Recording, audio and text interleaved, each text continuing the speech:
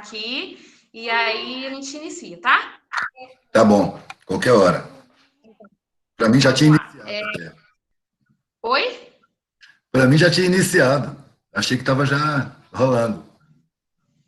Não, é que a gente, os convidados, a gente mandou o link para eles e a gente quer explicar um pouquinho do onde surgiu o psiquê, por que tem psiquê acessível, e a gente já fala sobre o assunto que é saúde mental para todos, né? Que é um questionamento nosso e do psiquê também, que surgiu de um Legal. incômodo meu e da Thaís há um tempo atrás, quando a gente estava na universidade ainda, que era um incômodo que a gente fazia psicologia e entendia ao mesmo tempo que psicólogos não era para todo mundo. E aí, a partir desse incômodo, a gente criou, né, o projeto Psique Mais Acessível, que a gente imaginou que esse incômodo ele não podia ficar só de maneira passiva, ele tinha que surgir, tinha que ter alguma ação por trás disso. Foi quando a gente criou o Psique e a nossa agenda por desejo, mas Gente, muitas vezes não tinha essa condição. E aí, hoje a gente traz essa temática, né, esse questionamento, se realmente saúde mental é para todo mundo. Entendi. O que está acontecendo aqui? E o nosso Gente, público aqui, É outro público, é outra vida. A Alice está querendo falar aí, né? Fala aí, Alice. sugiro que todos nós desliguemos as câmeras para que a internet não pese tanto, tá bom? Desligar? Não, você não. Não, Ah, a sua pode ficar ligada, Eduardo. a minha não, tá.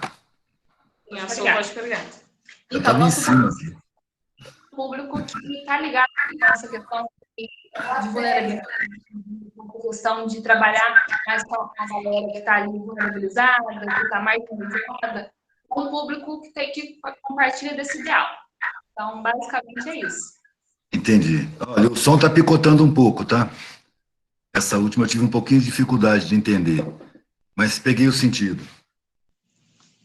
Estão trazendo a psicologia para um público que não tem, vamos dizer assim, contato com a psicologia, né? A não ser a coisa mais básica do mundo. É aquela coisa, para você. Eu acho que para você fazer psicologia na periferia, você tem que ter vivência periférica, senão você não vai conseguir entender aquelas cabeças. É outro padrão de observação do mundo, né? É outra realidade, uma realidade muitas vezes escondida. A pessoa periférica, ela tem um. Eu acho que ela vibra diferente pelo trato que ela recebe da sociedade desde cedo. Então é outra visão de mundo, né? São outros sentimentos, né? Provocados pela própria sociedade, mas num linguajar muito próprio, muito fora do que é o acadêmico. Por isso que eu estou falando que a pessoa, para tratar com a periferia, tem que falar a língua, né? Tem que entender a visão de mundo, entender aqueles sentimentos, entender aquela inferioridade sentida por pessoas super fortes, que não têm consciência da sua força. É que é um sentimento sobre uma falsidade na realidade, né? A gente tem que levar isso em conta. E escapar da indução social de que a pessoa que não cursa uma universidade, ela é de alguma maneira inferior à outra que cursa a universidade. O que está faltando? Já estamos no ar? Elas estão meio travadas para mim.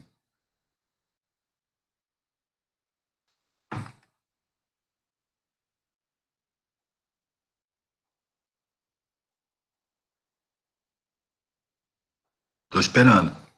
Agora deu, pode continuar, porque tinha travado. Não, tudo bem, está com vocês. Agora vocês conduzem o barco aí. Eu comecei a falar. Então, Eduardo, assim, Agora as vocês têm perguntas discussões. que a gente trouxe, que eu queria que você falasse um pouquinho, é no sentido de que, não sei se você acompanha essa questão da internet, dessa movimentação que as pessoas, principalmente, elas têm um discurso muito sobre a empatia, sobre como ser empático, mas em contrapartida sempre está ali cobrando da sociedade, das pessoas, uma perfeição, uma produtividade extrema, e o quanto isso adoece as pessoas, nos adoece. Está travando. Silenciou. Está travada. Travou. Eu acho que eu devo ter travado aí também. Vocês estão me ouvindo? Eu escuto Sim, bem. É a internet delas mesmo. Acho que, meninas, acho que se vocês tirarem a internet, vai.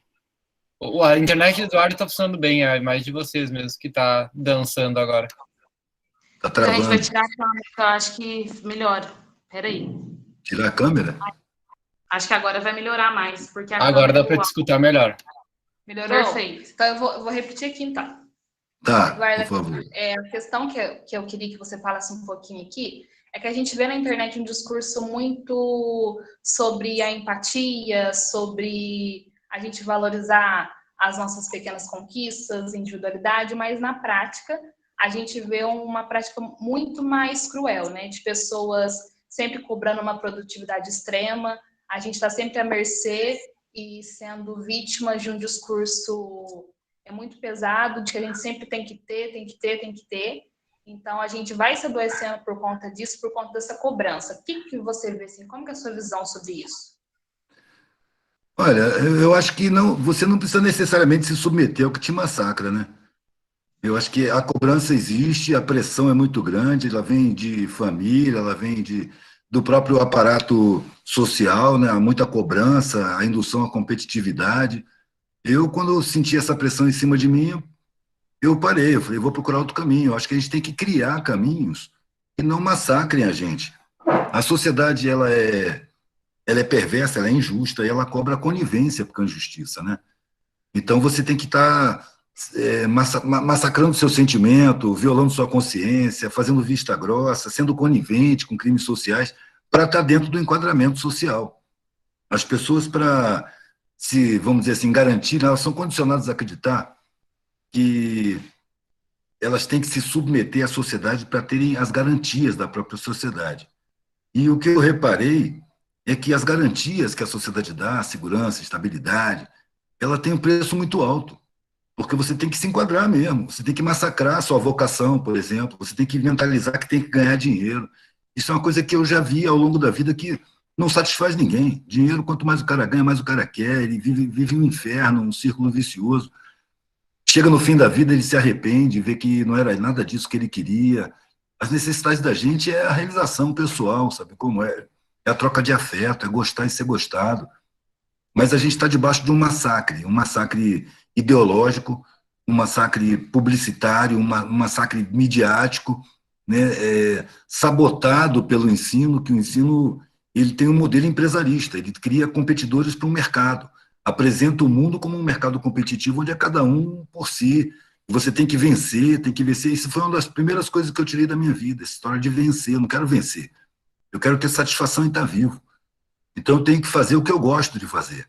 E não aceitar um trabalho que eu odeio só porque ele vai me pagar um dinheiro alto. Esse dinheiro vai levar a minha saúde, vai levar a minha paz de espírito, não interessa. As necessidades verdadeiras da gente, se a gente pensar um pouco, são só 5. Isso eu falei no primeiro vídeo, quando na rua. São as necessidades materiais, são só 5 e todas com A. É ar, água, alimento, agasalho e abrigo. Essas são as básicas para você. Você tendo ar para respirar, água, alimento, agasalho e abrigo, você pode partir atrás das suas necessidades verdadeiras. Você pode partir para trabalhar no que você adora. Se você não aceitar outro trabalho, a não ser o que você quer, você não vai se estressar, você não vai adoecer. Você vai gostar de estar trabalhando. O seu trabalho vai ficar de melhor qualidade. Você não vai ver o tempo passar. Quando chegar segunda-feira, em vez de você entrar em depressão, você vai querer voltar lá, porque sabe em que ponto você deixou aquele trabalho que você estava gostando de fazer. O fim de semana não vai ser aquela coisa que você anseia para chegar. Chega e você nem vê, porque você gosta do que faz. Eu acho que é uma necessidade. Só que a gente está cercado de mentalidades que empurram a gente para onde eles acham que a gente tem que ir.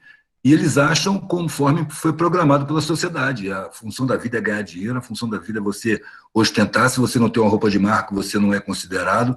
Se você não ostenta algum tipo de sobra, você é tido como inferior social.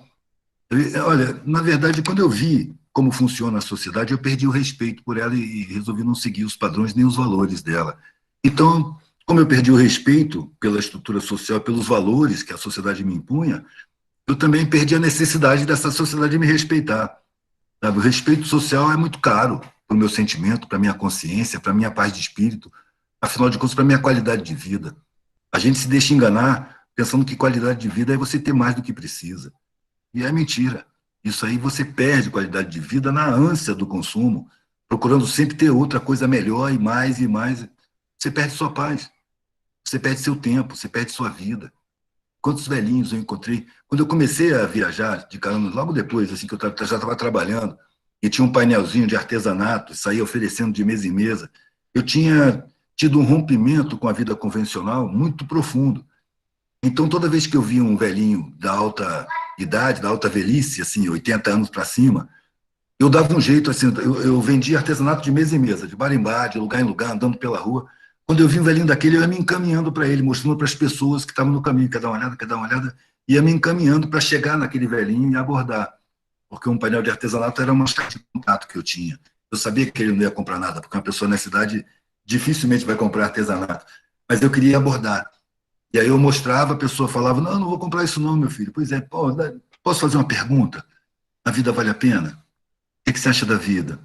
Você tem tanto tempo, como é que você vê a sua vida? E ficava ouvindo as respostas, sabe? E era um padrão muito comum, a pessoa não viu a vida passando, a pessoa não sentiu a passagem do tempo, foi envelhecendo sem perceber. Eu ouvi velhinho falou assim, passei a vida pagando carnê, meu filho, preocupado com bobagem, agora estou no fim da vida, olho para trás assim, quanta besteira que eu pensei na vida. É aquela coisa, quando você chega na porta de cedo, uma coisa que eu sempre tive dentro de mim, é que a vida é uma passagem. A morte não é uma tragédia, não é uma desgraça, é ingenuidade esse pensamento, é superficial. A morte é consequência de nascer. Tudo que nasce morre, é da natureza, é natural. Então a morte é natural. Pode ser triste a gente perder uma pessoa de vista, mas, por exemplo, quando eu nasci, minha mãe e meu pai estavam aqui, já estavam vivendo há muito tempo. Então eles morreram e daqui a pouco eu vou morrer também. Quando eu morrer, eles já vão estar lá mais tempo do que eu, vou estar chegando. Eu acho que o ciclo é, né, dessa maneira. Então a morte para mim é natural.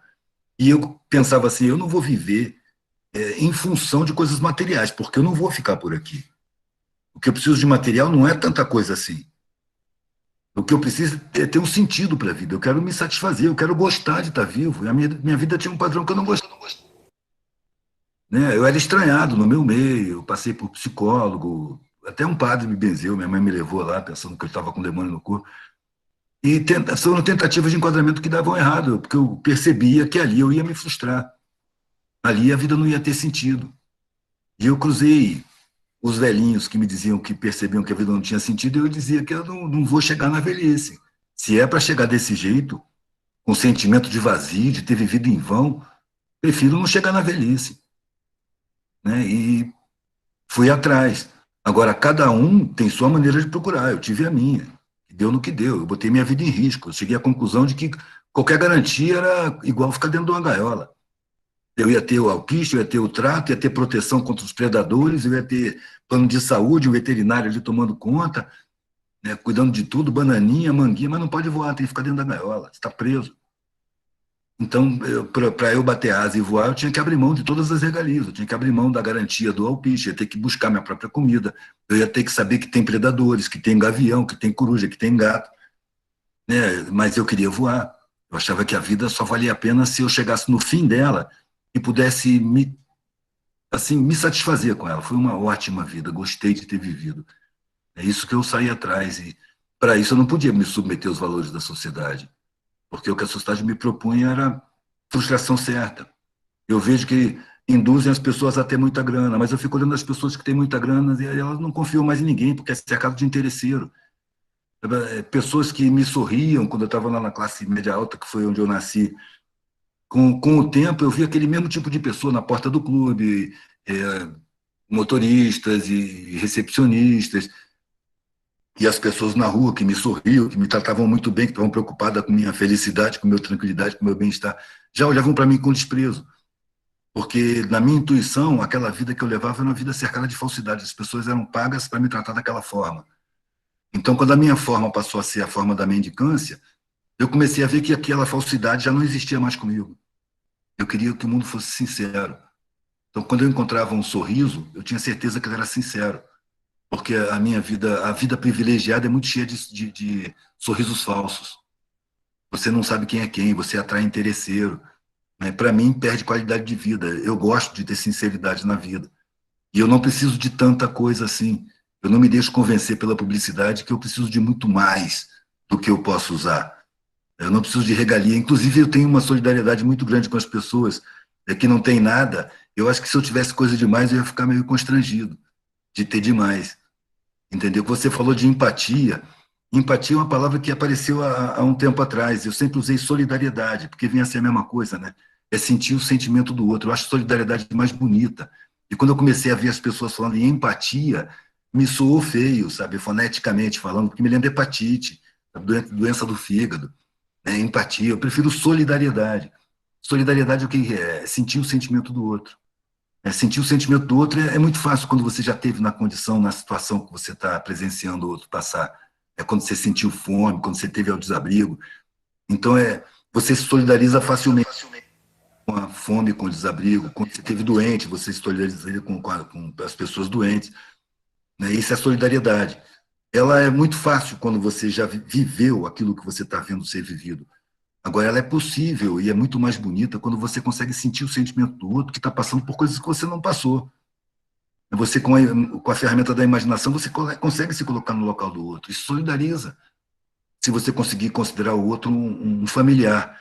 Né? Eu tive um rompimento muito grande com a minha família de sangue. Né? A última frase que eu ouvi foi: você para nós é um filho morto. E não tinha mais contato nenhum com eles. Rapidamente, eu comecei a me sentir família em todo lugar que eu chegava. Eu criava um círculo afetivo, eu percebia que a relação com as pessoas era harmônica. Em todo lugar que eu chegava, eu constituía uma família, comecei a sentir que nós somos uma família humana, e não tem consciência disso.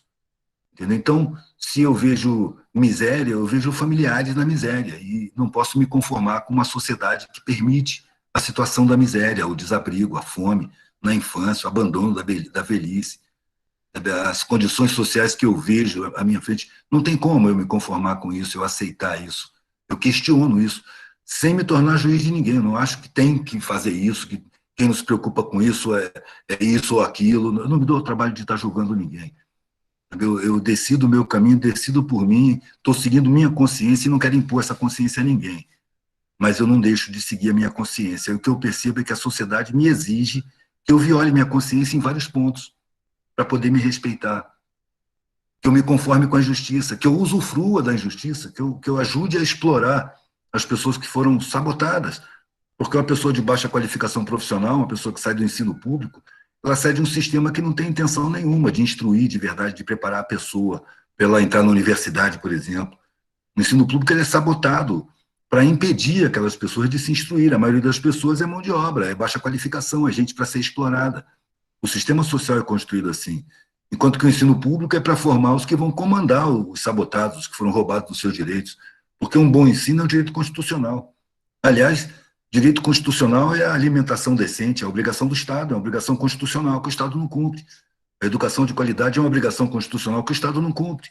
O abrigo, a casa para a moradia, é uma obrigação constitucional, está na Constituição, o Estado não cumpre. Então, assim, da situação social que eu me encontrei, lá na mendicância, ou quando eu comecei a ter filho, de alugar casinha no morro, sem luz, sem água, e morar de quebrada e tal, eu comecei a ver o Estado como uma organização criminosa. Eu comecei a conviver com meus vizinhos e vi que eram pessoas de alta capacidade de superação, pessoas fortes, que não tinham consciência da sua própria força, que eram induzidas a se sentirem inferiores porque não frequentaram boas escolas. Pessoas que encaravam situações que pessoas escolarizadas não têm condição de encarar. Dificuldades que essa minoria privilegiada não tem condição de encarar, porque não encontra dificuldade, vive com facilidade. As pessoas são mais fortes na parte dificultada da sociedade, a parte abandonada, sabotada, sacaneada. São mais fortes, não é por uma questão de superioridade espiritual, não, é por uma questão de prática cotidiana. Isso serve também para a educação de uma criança. Se você paparica muito seu filho, faz todas as vontades que ele tem, ele provavelmente tem uma grande possibilidade de ser um adulto insuportável, mimado, cheio de vontades, que não consegue tratar com a dificuldade, porque não encontrou dificuldade na educação. Já se você dá dificuldade para a criança, estimula ela a superar os problemas e tal, você está preparando uma pessoa para a vida, porque ela vai encontrar dificuldades na vida, vai sofrer perdas, é bom a gente passar por perdas na infância, para poder você não desmoronar quando você passa por uma perda, seguir adiante, se levantar, respirar fundo e ir adiante, você ganhar força de superação. Então, a parte de baixo da sociedade é a parte mais forte, e não se permite que ela tome consciência disso. Fica se criando esses valores falsos, de que se você não tem universidade, você é inferior. E induz também no universitário que ele tem alguma superioridade social, ou até humana, sobre as pessoas que não estudaram na universidade. Sabe? É uma indução social, é programação mesmo da sociedade. Você encontra pessoas com sentimentos bons, você encontra pessoas bem intencionadas, mas você vê as pessoas vocacionadas, professores vocacionados, mas geralmente essas pessoas, elas não são muito bem vistas, elas não são muito bem tratadas, elas são vistas como problemáticas. Um professor que quer dar aula de verdade, que está preocupado em formar seres humanos para serem adultos, para entrar em harmonia numa sociedade, esses são mal vistos, que querem dar um ensino decente, a não ser nas escolas particulares. Mesmo assim, a coisa é direcionada para o mercado. O modelo de ensino, ele é mercadológico, ele prepara peças para o mercado de trabalho, competidores para o mercado de trabalho. Não preparam seres humanos para exercerem sua vocação numa sociedade que tem como objetivo a harmonia social. As pessoas não são preparadas para interagir harmonicamente com a sociedade, elas são estimuladas a serem galos de briga para entrar na sociedade pisando, competindo, derrotando outras pessoas. Também é um modelo angustiante, é um modelo que não pode satisfazer.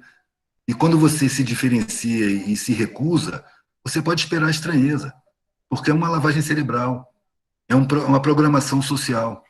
Essa história de vencer na vida é muito difícil de você superar na prática cotidiana. É aquela coisa, a gente foi programado por dentro, é preciso a gente perceber as nossas programações e trabalhar nelas.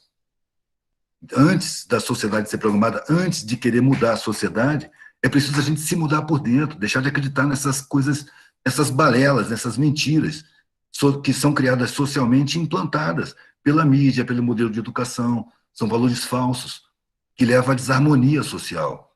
É preciso a gente perceber que, do mesmo jeito que a gente precisa de harmonia social, que a harmonia social é o objetivo da humanidade, embora encontre tantos empecilhos, tantos obstáculos e tanto estímulo em outras direções, se a gente tem a harmonia social, se a gente enxerga a harmonia social como objetivo, então primeiro a gente precisa construir a harmonia interna, a harmonia da gente, do nosso comportamento, com a nossa consciência, com o nosso sentimento, com a nossa aprovação pessoal.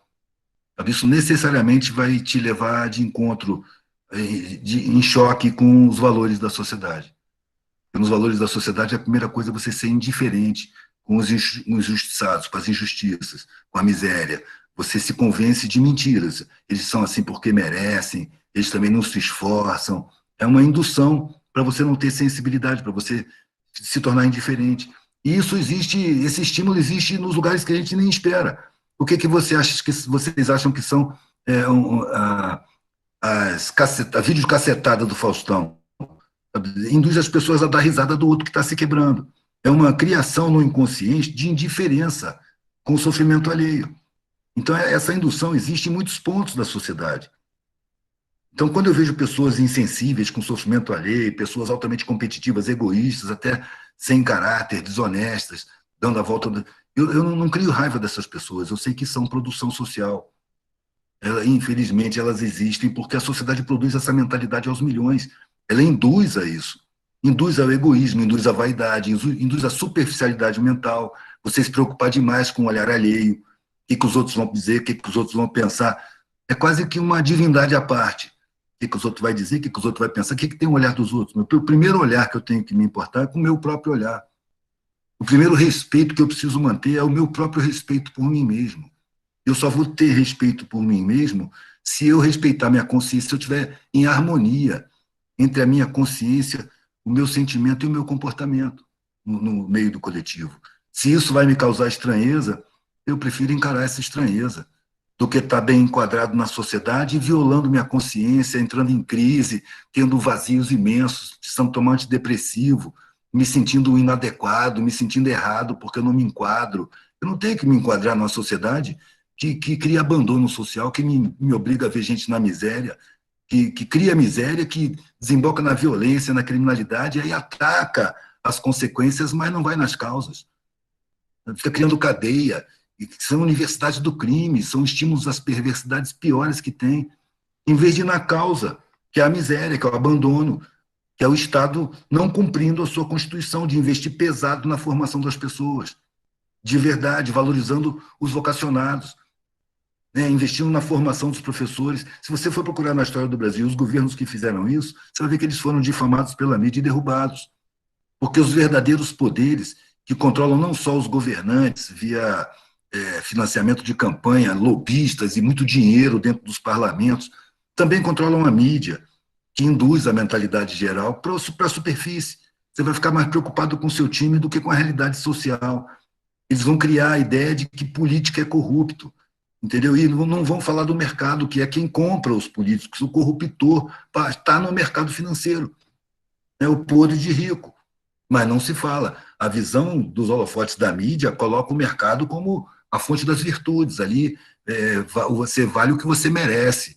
Ali estão os vitoriosos e os perdedores. Ali a fonte da honestidade não é a mentira. Não é a política a fonte da corrupção. A fonte da corrupção é o corruptor, que está nos bastidores, controlando, sem botar a cara na mídia, botando os personagens de acordo com as suas necessidades e seus interesses. E sempre enganando a população. A gente é enganado o tempo todo. Eu acho que quando a gente percebe que a gente é enganado o tempo todo, em todos os sentidos, em todas as áreas da sociedade, a gente ganha, talvez, liberdade para começar a construir os próprios valores, fora, diferentes dos valores da sociedade. Agora é preciso não ser ingênuo. É preciso você contar que a sociedade, como um coletivo, vai te estranhar. Vai falar que você é doido, vai te perseguir, talvez, vai ficar pelo menos preocupado amorosamente com você, com uma família. Mas é aquela coisa, se você estiver de acordo com essa sociedade, ou você precisa de muito pouco para a sua alma, ou você vai certamente se frustrar no meio do caminho. Não é à toa que a gente vê tanta gente tomando antidepressivo, precisando de terapias. Por quê? Porque a gente é adestrado a encarar o trabalho como um sacrifício e deixar o que você ama fazer para fazer nas horas vagas. Ou seja, você deixa para viver nas horas vagas. Você deixa de viver o seu dia a dia, o seu trabalho, você deixa de se realizar, de ter prazer na maior parte do seu tempo. É uma indução social e é ruim para todo mundo. Seria uma outra sociedade se cada um se dedicasse realmente ao que gosta de fazer. Mas aí, como eu não posso... Quando chegou num ponto que eu percebi que eu não podia mudar a sociedade como um coletivo, eu apliquei toda a minha energia em mudar a minha vida, né? E mudei meu comportamento, mudei os meus valores, e a vida mudou para mim. O mundo mudou para mim. Umas partes para pior, né? Repressão, preconceito, discriminação, descrédito, ironia, deboche. Mas, por outro lado, eu encontrei também muita sinceridade, muita realidade, muita verdade, muita clareza de visão. Sabe, as melhores pessoas que eu conheci, muita solidariedade, muita força de resistência, muita capacidade de superação de dificuldade. A minha vida foi passando.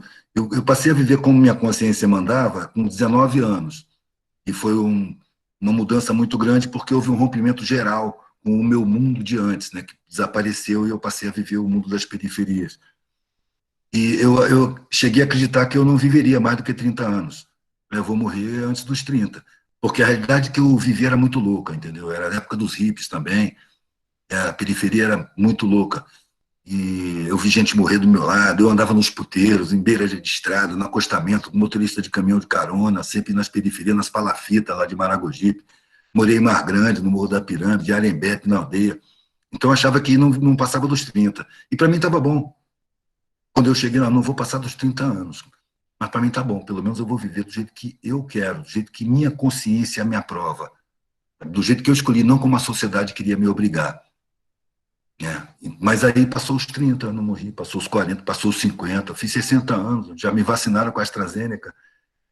Quer dizer, o tempo foi passando e eu fui só confirmando que era isso mesmo que eu queria fazer. Não posso me citar como exemplo, porque eu realmente coloquei minha vida em risco e várias vezes eu vi a morte muito perto.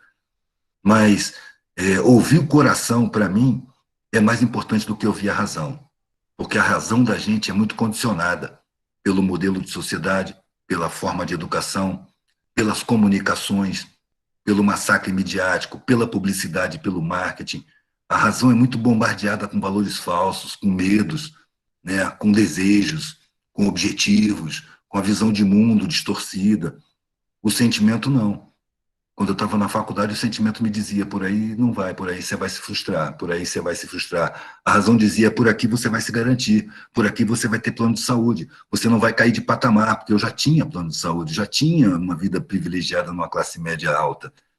Não era riqueza, mas era uma classe média alta, tinha conforto. A razão gritava, e o sentimento dizia, cara, se arrisca, se arrisca. E a melhor coisa que eu fiz foi ouvir o sentimento. Se você tem uma vocação, se você tem um desejo, se você tem amor ao ser humano, se você faz medicina e realmente quer prevenir a doença, você vai ser diferente do seu meio.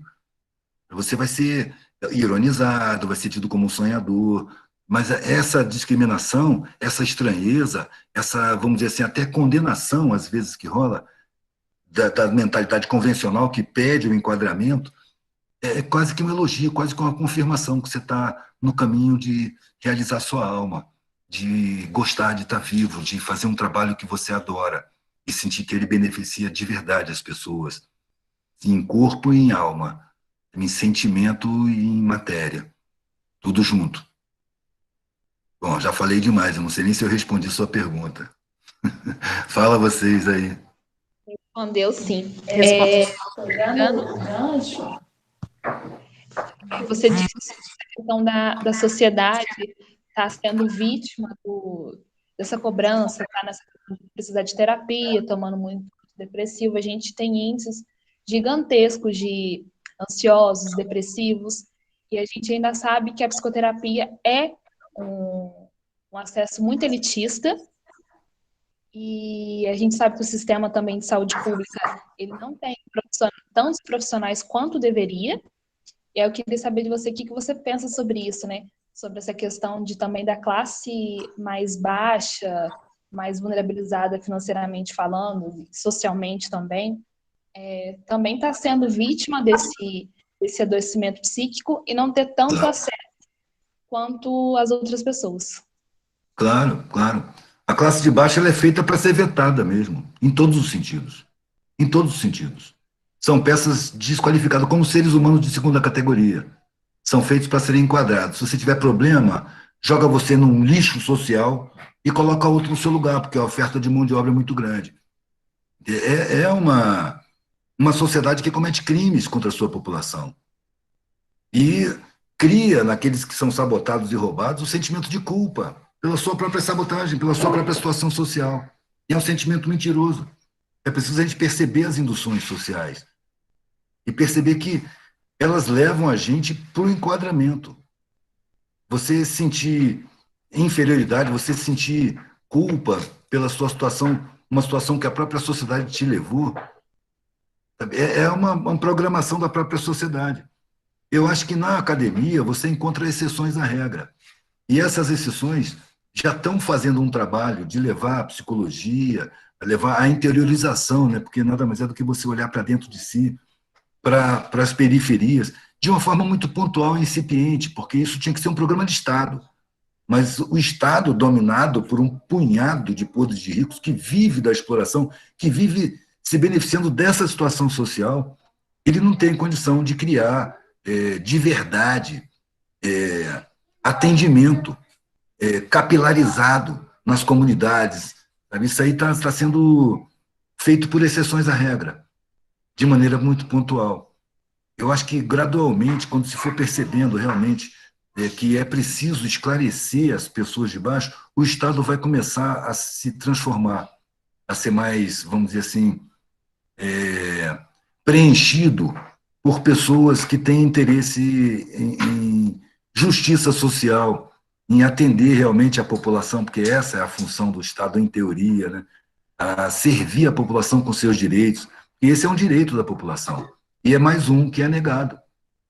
O direito ao trabalho psicológico em si mesmo, para poder compreender os seus próprios mecanismos, como foram criados. Eu acho que teria que ser uma psicologia social, para levar em conta a estrutura da sociedade na formação dos problemas, dos bloqueios, dos sentimentos de inferioridade, dos complexos, dentro de si. Não sei se eu estou respondendo a sua pergunta, mas eu acho que é uma necessidade da estrutura social. Na verdade, a partir do momento em que você olha para a estrutura, você percebe que ela precisa de humanização em todas as áreas. Na medicina, na engenharia, no direito, em todos os lugares, nos transportes, nas minas de energia, porque todos os ministérios são ocupados por interesses mega empresariais, a serviço sempre do interesse do lucro. Nós estamos numa sociedade que, na estrutura dela, não está colocado no patamar de maior importância o ser humano. Nós somos uma sociedade que ainda não chegou a ser humana. No patamar de maior importância da sociedade está a economia, está o lucro, está a propriedade, enquanto que o ser humano em si ele está em segundo plano, está num plano secundário, de menor importância. Apesar de toda a hipocrisia, né? Estado para servir ao povo, isso é mentira. É só a gente observar a prática cotidiana. Uma sociedade que me ostenta gente miserável, evidentemente não é a sociedade humana. Uma sociedade humana ela teria uma prioridade muito grande em extirpar essas situações que são facilmente resolvíveis. Tem grana, não precisa de muita coisa, tem agricultura familiar, tem programas de Estado para serem feitos, mas são impedidos. São impedidos porque a existência da miséria, da fome, do abandono, da ignorância não é uma incompetência, não é um desleixo, não é é estratégico, é planejado. Isso aí é decidido. Você tem que manter essa situação social para manter o usufruto de um punhado sobre a sociedade. E você pega as classes que têm acesso ao consumo e você fabrica a mentalidade de acordo com a mentalidade de cada um. A mídia é uma coisa super rica que está a serviço desses grandes banqueiros e mega empresários que formam essa mentalidade. Ela contrata pessoas do maior gabarito em psicologia do inconsciente, antropologia, em sociologia. Tem laboratórios de pensamento que fabricam os pensamentos e é implantado pela própria mídia, que está dentro da casa de cada um, está nas redes sociais. É a mídia engenheirada, é a mídia empresarial. Forma as mentalidades. Aí é que eu digo, cabe a cada um olhar para os seus próprios valores e se questionar, peraí, os meus valores fui eu que escolhi ou eles foram construídos? A minha revelia com psicologia do inconsciente. Como é que eu vejo o mundo? É com os meus olhos mesmo? Ou é com as lentes distorcidas que a mídia trabalha o tempo todo para distorcer a realidade para todo mundo ver troncho de acordo com os interesses empresariais? Os meus desejos são meus ou são induzidos pelo massacre publicitário? Os meus valores, fui eu que escolhi? Ou foi essa sociedade que implantou dentro de mim e me faz sentir inferioridade porque eu não tenho uma roupa de marca? Não é porque eu não tenho sentimento, é porque eu não tenho coisas. Sabe? Quando o valor de uma pessoa, qualquer um em sã consciência, percebe que o valor de uma pessoa está no seu sentimento, no sentimento que ele produz em si, em volta, está na sua conduta, está no seu caráter, está no seu temperamento, está na sua inteligência, está na sua visão de mundo, está na sua atitude diante da coletividade. Está na parte abstrata. O valor de uma pessoa é abstrato. Mas os publicitários fazem um trabalho para a gente confundir valor com preço. Você vale o preço da sua roupa, você vale o preço do seu carro, você vale o preço do seu salário, que vem a ser o preço da sua vida. É uma inversão de valores. É preciso a gente perceber isso para poder decidir com um pouco mais de liberdade e não esperar a aprovação das mentalidades convencionais, porque não vai haver. Quando você age em acordo com a sua consciência, muita gente age como quem diz assim, quem você pensa que é para exercer sua consciência? Todo mundo viola a consciência em algum ponto e já fica com raiva de você.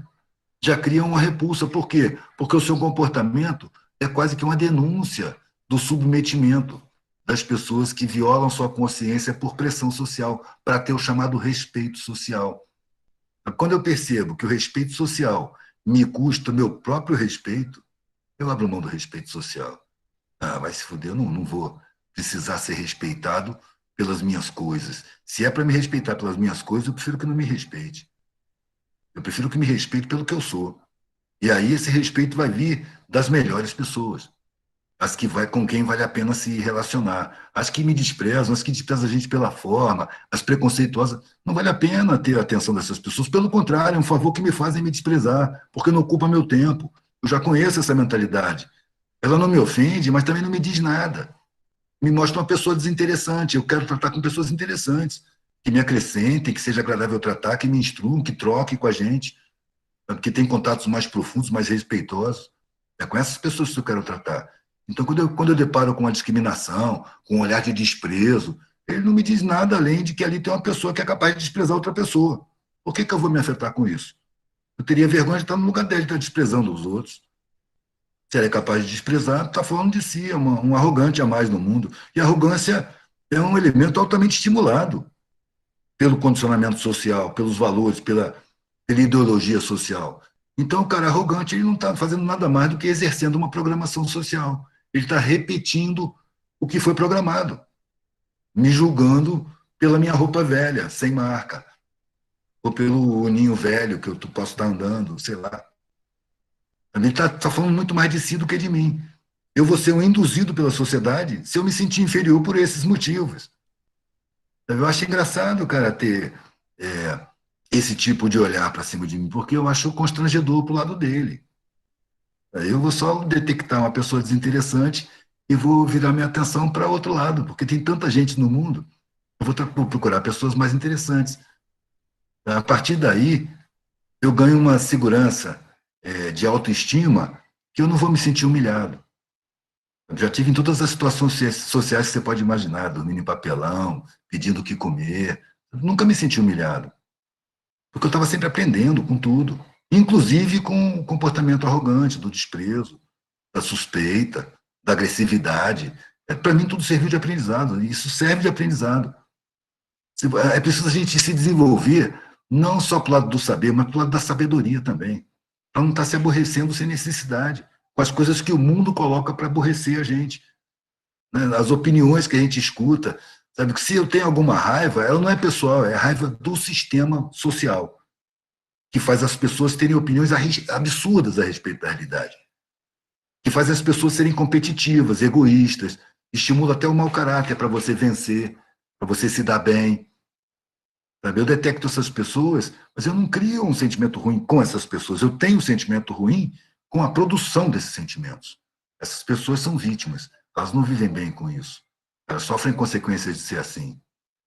Sabe? Elas provocam, elas criam o seu próprio inferno pessoal com o mundo. As pessoas que julgam, por exemplo, observa uma pessoa julgadora, ela se aborrece a cada passo que ela dá, a cada ambiente que ela entra. Toda hora a pessoa que julga se aborrece. Eu fico sem entender, eu não me dou o trabalho de julgar ninguém, não. A pessoa está certa ou errada, ela está seguindo a consciência dela. Ela pode ter uma consciência diferente da minha. Eu não faria o que ela está fazendo, mas não quer dizer que eu vou julgar essa pessoa. Eu não faria a mesma coisa. Agora, o que ela fez, ou o que ela faz, ou o que eu faço, é sempre plantio. A consequência está ali na frente. A gente colhe as consequências do que a gente produz, do que a gente planta, do que a gente decide. Cada decisão é uma escolha. Uma escolha é um plantio. Você planta um fruto amargo, você vai colher um fruto amargo. Você planta espinho, você vai se ferir nos espinhos. Tem uma frase que eu gosto muito, que eu acho que ela tem uma psicografia. O plantio é livre, mas a colheita é obrigatória. Se eu me enquadrar no sistema social, na época que eu tinha tempo de me enquadrar, porque eu não me enquadrei e agora é tarde, o que eu via dentro do enquadramento, cara? Eu via sofrimento, eu via frustração. Se eu fosse para aquele lado, eu sabia que eu ia ficar frustrado.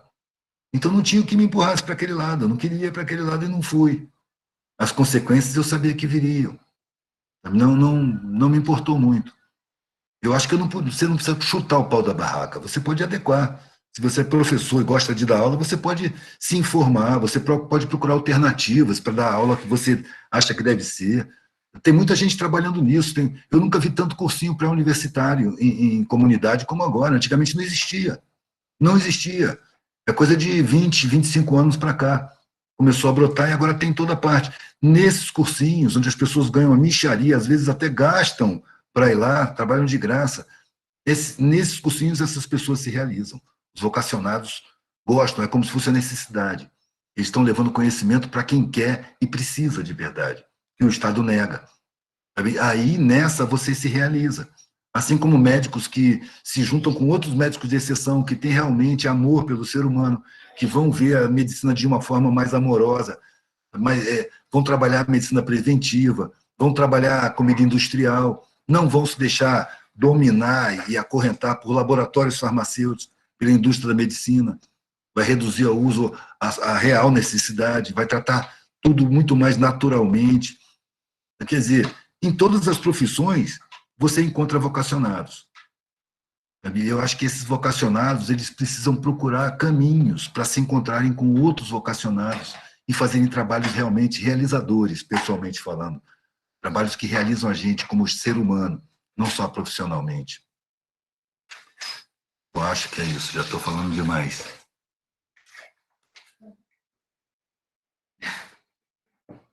Alô? Alimenta aí. Eduardo,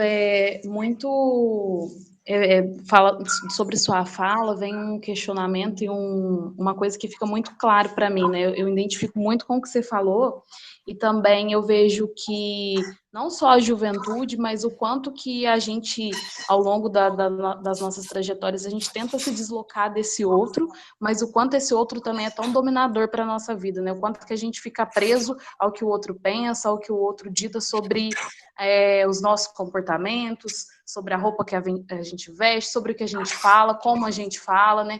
E eu acho que é como que a gente fica preso ao que a sociedade dita como correto.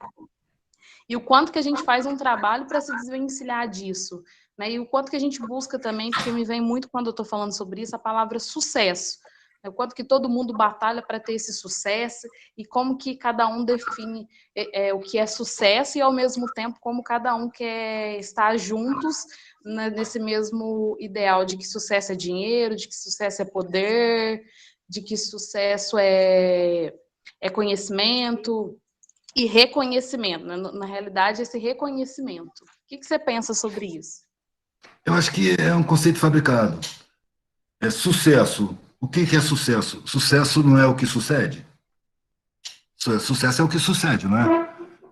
Então, se tudo que sucede é sucesso, até o fracasso é sucesso. E eu devo admitir que, no decorrer da minha vida, eu aprendi muito mais com os fracassos, entendeu? Com as dores. Eu cresci, eu ganhei capacidade de superação, eu compreendi coisas, eu me pus a refletir, eu vi coisas que eu não estava enxergando antes, eu me melhorei como pessoa. Foi exatamente com os fracassos, sem me revoltar e sem me deprimir, porque eu acho que uma lição dada pela vida é a gente não pode se revoltar e nem se deprimir, porque senão a gente não enxerga, é preciso a gente parar para refletir, olhar para trás, puxar pela memória tudo o que aconteceu até a gente chegar ali, e a gente vai perceber sinais que passaram e a gente não deu valor, e a gente não estava pronto para enxergar, a gente não viu. A vida sempre dá sinais. Agora, quando você passa por um fracasso, ou por uma situação de traição, por um sofrimento qualquer, se você olhar para trás, você vai aprender com as coisas que você não viu, a perceber esses acontecimentos, porque a vida não termina numa dor. A vida não termina num sofrimento, ela continua. A gente supera. O tempo leva tudo. E mais na frente, a gente vai ver novamente os sinais daquela situação que a gente passou. E aí a gente já vai estar mais pronto. Eu vou dar um exemplo. Quando eu não tive casa, viajei de carona, então fui recebido muito em casa de quem não me conhecia. Não sempre, mas muitas vezes. Então, quando eu comecei a ter casa, que quando eu tinha filho já, eu tinha que estar abrigado, então eu alugava casinhas e tal. Eu recebia gente na minha casa, sempre. Ia vender artesanato numa praia, numa orla qualquer, nos bares da noite, e conhecia gente que estava vendendo, né, quase como um colega e tal, dava aquela solidariedade, e eu levava para mim, tá onde? Ah, cheguei na cidade hoje, não sei onde é que eu vou dormir, vamos lá para casa. Aí eu comecei a ser traído, né? Algumas vezes, algumas dessas pessoas ou me roubavam coisas, ou aprontavam alguma coisa. E aí, em vez de eu fechar minhas portas, que isso era o que me diziam as mentalidades convencionais, está vendo? Isso é que dá receber gente estranha em casa. Só que foi recebendo gente estranha em casa que eu conheci as melhores pessoas. Eu não ia permitir que no meio de tanta gente que eu conheci boa, me fizesse fechar as portas e perder a oportunidade de conhecer tanta gente boa que eu conheci. Então, quando acontecia isso, eu parava para lembrar, desde o momento em que eu conhecia a pessoa. Todas as conversas, todos os comportamentos. E aí, de repente, eu percebi que ela tinha me dito coisas num ponto, no outro ponto, que eram sinais de caráter e que eu não levei em conta. Um olhar cobiçoso, um comentário, uma opinião. Você percebe a pessoa dar sinal de caráter. E quando eu puxava na memória, eu via aqueles sinais. Putz, eu vi que a figura não tinha caráter. Uma pessoa falar de um roubo, falar, o cara se deu bem, levou o dinheiro do outro, está se dando bem, então quer dizer que em alguma circunstância a pessoa acha que ele deve se roubar mesmo. Então são sinais. Eu fui levando os sinais em conta, fui aprendendo a perceber a vibração das pessoas. E a partir de um certo ponto eu comecei a perceber os sinais com a prática cotidiana e parei a deixar de levar essas pessoas para casa. E comecei a ser cada vez menos traído, porque eu aprendi a ver os sinais, entendeu? Então é aquela coisa, se eu ficasse me revoltando, indo atrás, vou me vingar, vou pegar esse cara, eu não teria aprendido o que eu aprendi, que é exatamente evitar essa situação, perceber os sinais de caráter, sentir a vibração das pessoas. É uma capacidade que a gente tem, mas que a gente, como não usa, a gente tem a atenção muito superficializada, então a gente não desenvolve. Se você se dedica nas relações humanas a desenvolver essas percepções, a intuição, a prática vai desenvolver essas coisas. Você vai perceber. E as dores servem muito para isso. Porque quando está tudo bem, a tendência é a gente curtir a vida e não pensar em nada. Está tudo certo, a geladeira está cheia, as contas estão pagas, eu vou para a praia, eu vou curtir, eu vou para a montanha, vou para a trilha. E você vai tratar do seu prazer externo. Tratar da paz de espírito, pode ser e tal. Mas não vai estar aprendendo tanto. Quando acontece uma presepada, você perde coisa, aí você se põe a pensar. É quando a gente está sofrendo que a gente reflete na vida, que a gente percebe lições, que a gente aprende. E quanto mais a gente percebe isso e se dedica, sem precisar do sofrimento, a realmente estar atento nas coisas da alma, nas necessidades internas, nos aprendizados que a vida toda hora oferece uma oportunidade para a gente aprender, aí eu acho que a dor vai caindo de patamar. Não é que ela desaparece, mas você começa a tratar ela de uma forma diferente. Ela não é tão arrasadora, ela não te destrói. Ela serve até de estímulo, porque você fala, o que essa dor está fazendo na minha vida? O que eu tenho que aprender com isso? E você vê o que tem que aprender e você toma decisões com base nisso. E tomando as decisões, você vai mudando o seu caminho. No geral, quando você firma, foi o que aconteceu comigo, pelo menos. Quando eu firmei e perdi as relações anteriores, eu comecei a encontrar pessoas e me relacionar de uma forma muito mais profunda, muito mais satisfatória, muito mais espontânea, muito mais amorosa, muito mais profunda. Melhorou o meu relacionamento com o mundo, porque eu comecei a encontrar pessoas com quem eu sintonizava. Aquelas que me achavam louco, que me condenavam, sabe, ou que me ironizavam, que desvalorizavam os meus valores, ou a minha busca, ou as minhas atitudes.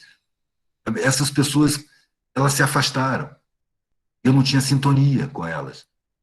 Então, ela se afastando e saindo do meu círculo, ficou um espaço para eu conhecer novas pessoas e formar novas relações.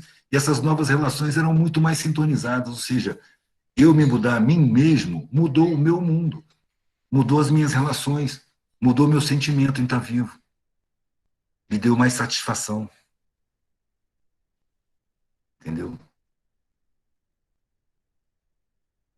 Tá contigo.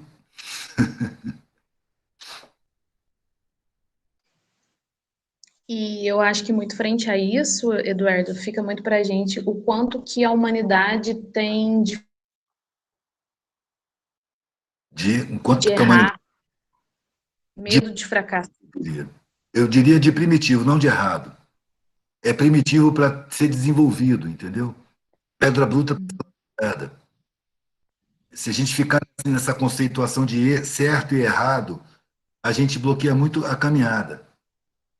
É primitivo, porque gera suas consequências. As pessoas que cometem erros, elas cometem erros porque acham que está certo ou porque não tem noção de consequência. Mas Sim. sempre ali. Estão sempre ali.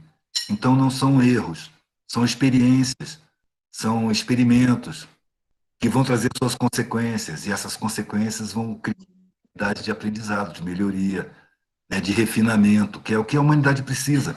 O que a humanidade precisa, como coletividade planetária, eu acho que cada um de nós precisa também individualmente.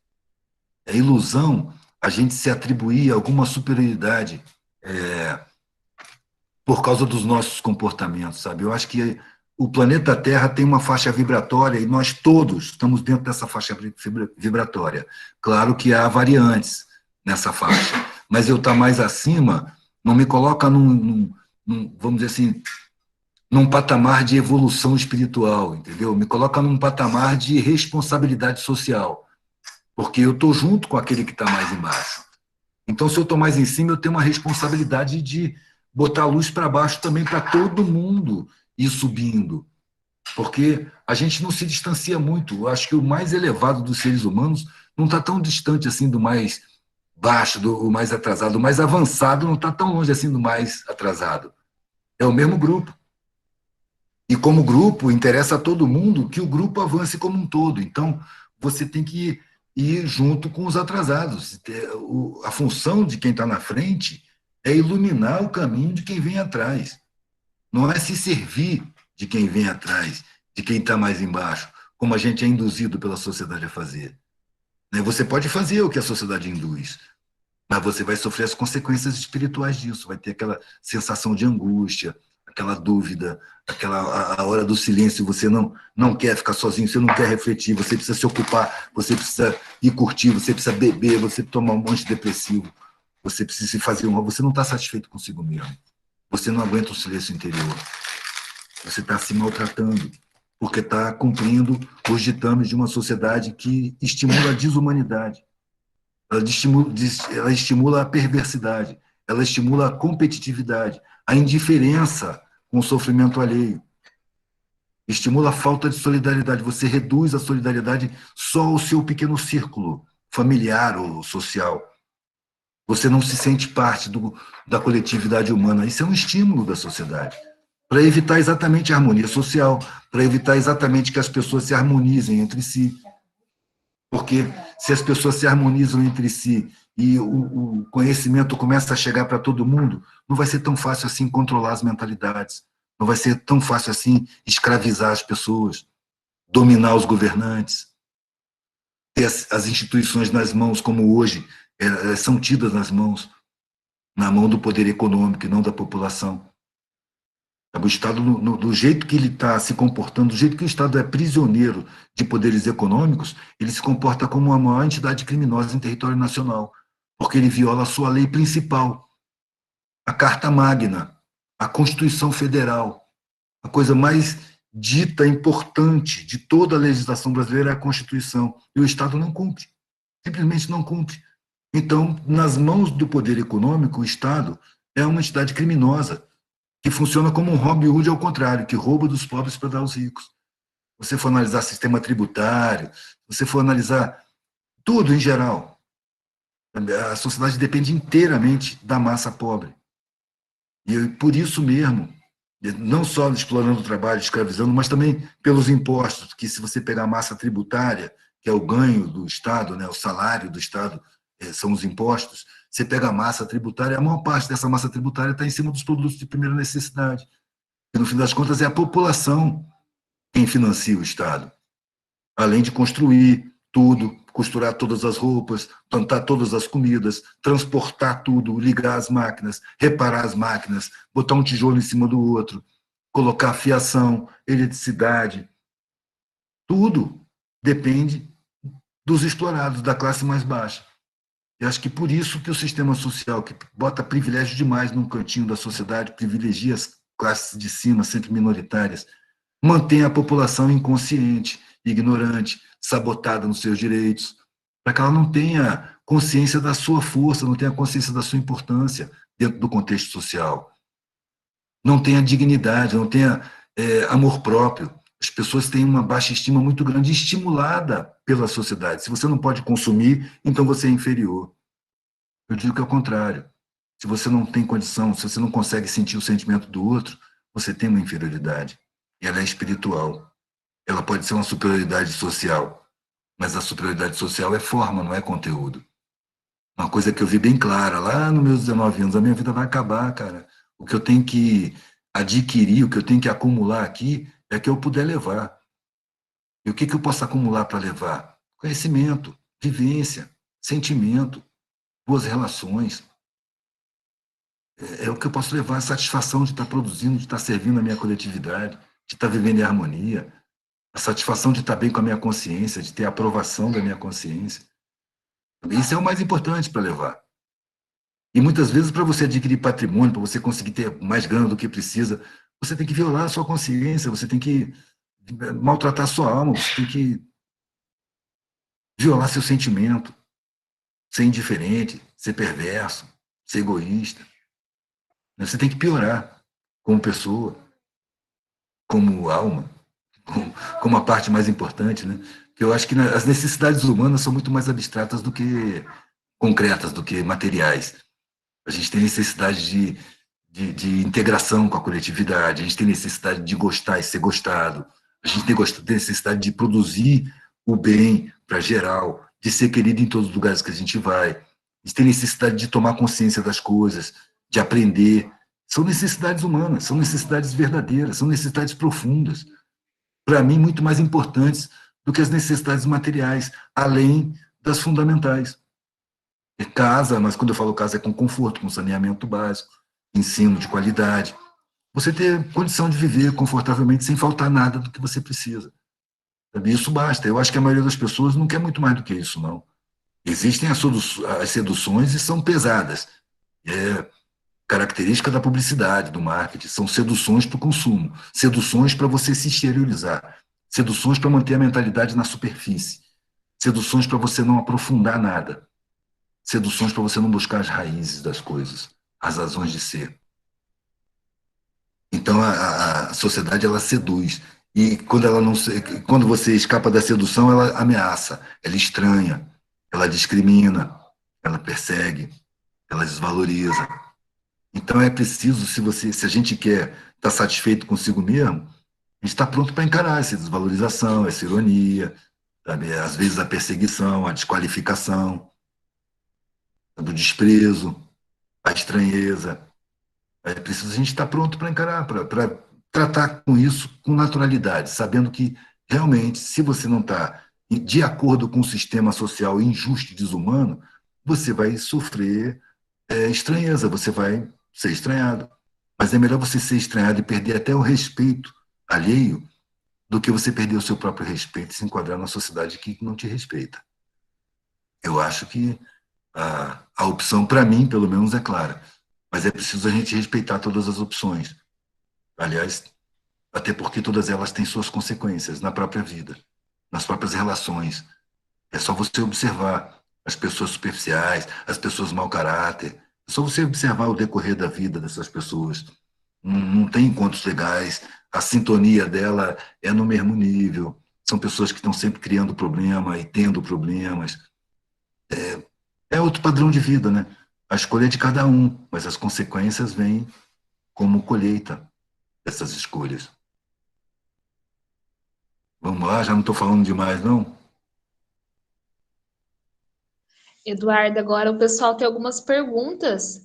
Acho que a primeira que queria fazer uma pergunta era a Alice. Vai.